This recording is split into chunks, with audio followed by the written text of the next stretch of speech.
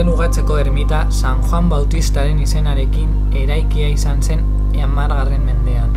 11. mendean bere izena aldatu zuen San Juan de la Peña izenagatik. Izen aldaketa honen zergaitia ondorengoa izan zela uste ohi da. 1053. urtean Eneko Lopezek San Juan de la Peñako monastegian, gaur eguneko Huesca, Ziano fraideak emandako dohaintzagatik hain zuzen.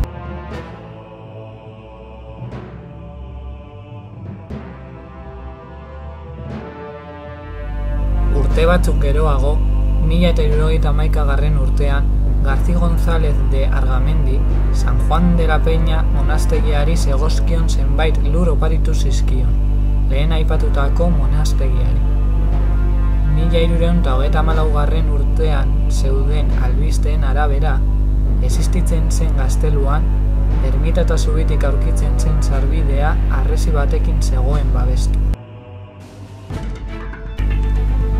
Urte honetan, aipatutako harresian, 7 bizkaitar zaldunek Alfonso 11. Kastiako erregea eta Bizkaia inbaditu zuenaren erasoak erresistitu zituzten.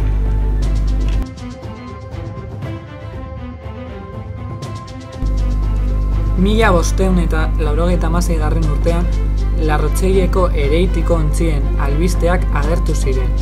Gaztelugatzera heldu ziren eta bertako ermitan aurkitu zuten guztia lapurtu eta ermitako ermitaria etziarazi zuten amildegitik behera botaz. Hau ezen izan ermitan lapurtu zuten aldi bakarra.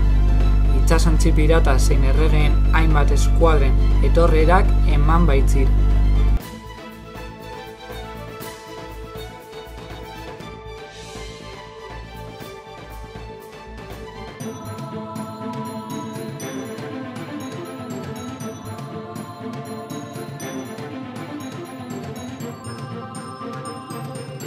Tradizioak dioenaren arabera, Bermeoko marinek eta arrantzaleek baselizara bizita egiteko hitza ematen zioten santuari.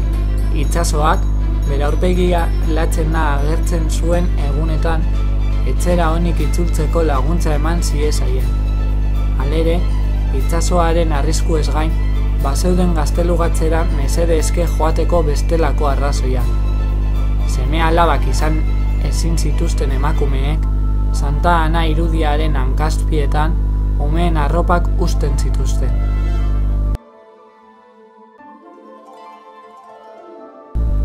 Herritarrak buruko min handia edota lo egiteko zailtasunak zituztenean ere Gaztelugatzeko ermitara joaten ziren. Halaber, erromesek kanpaiari eragin eta otoitz egiten zuten, euren eskariak bete zitezen. Ohitura horien jatorria, ermitarena bezala, ez da ezaguna.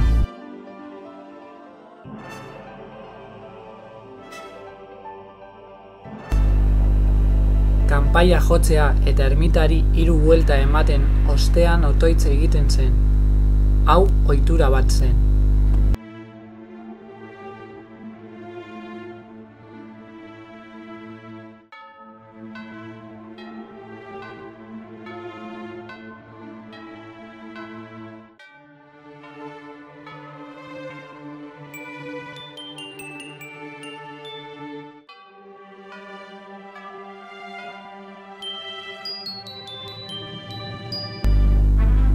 Gaur egungo eraikina aurrekoaren gainean 1886. urtean egindako lanen ondorioa da.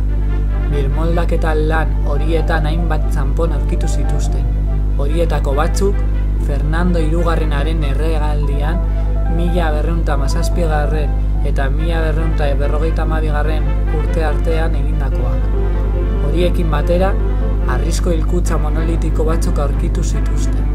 Prisma erako tapa dute eta arginetako elorrio nekropolian daudenen antzekoak dira.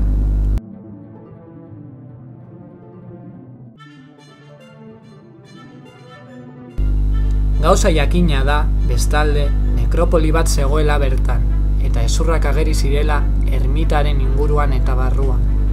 Baina urteak etorri urteak joan, askotan berritu da, eta horregatik antzinako hilerria inguru girotik kanpo geratu da.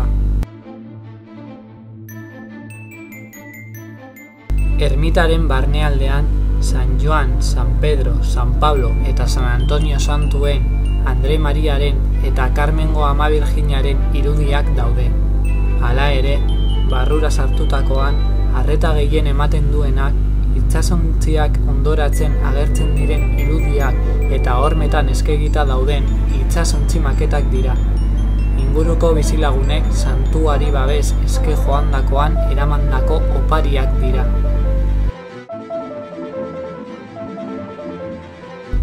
Herriko ondairak nire bainez, San Juan bataiatzailea bera, gaztelu bat ikustera joan zen. Bermeoko portura itsasontziz heldu zen, eta handik 3 pauso emanez, uhartera iritsi zen, bere hanken oinatzak 4 puntu desberdinetan utziz. Lehenengo oinatza, San Juan arkuaren azpialdean aurkitzen da, Bermeoko hirigunean, San Juan portalean. Bigarren oinatza Areneko auzoan aurkitu da, itsasalde baserriaren ondoan eta bertan harri berri bat ipini zen 1982an. Hirugarren oinatza Burgoako mendigoikaldean aurkitzen zen. Ermitara heltzeko ohiko bidea baztertu egin zenez, oinatza hau galdu zen, eta horregatik 1981 urtean berrarkitua izan zen oinatza hau eta ermitara heltzeko azken eskaileran aurkitzen da.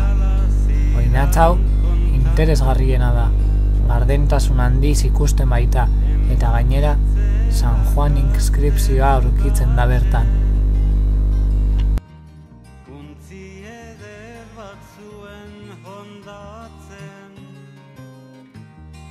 Euskaldunontzat barruan altxorra hundiak eizek hartzan.